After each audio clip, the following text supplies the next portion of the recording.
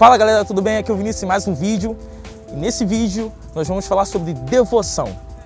E a palavra devoção tem muitos significados, mas quando eu estava conversando com meu irmão Jolan Vieira, ele tem um canal chamado All Day Neguinho no YouTube. Se você quiser acompanhar, você pode acompanhar, você vai gostar muito do canal dele.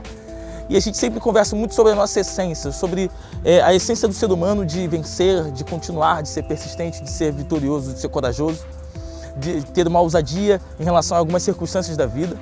E uma dessas conversas nós falamos sobre a coisa chamada devoção. E ele falou assim, devoção é você agir com amor.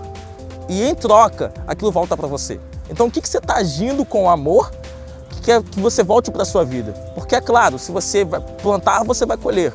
Isso é um fato, é uma lei da natureza.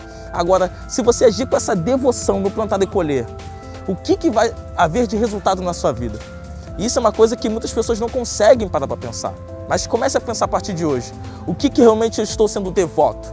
Não devoto de um lado religioso, mas eu estou dando devoção, que é ação e emoção e entrega.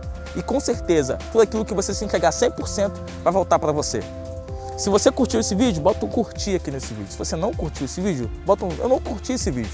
Isso vai me dar uma sintonia com relação com o canal do YouTube. E se você quiser tirar alguma dúvida conosco, fazer uma sessão conosco, manda um e-mail pra gente, está aqui embaixo do vídeo. E aí você com certeza vai ter um feedback da nossa equipe. Grande abraço. Tchau, tchau.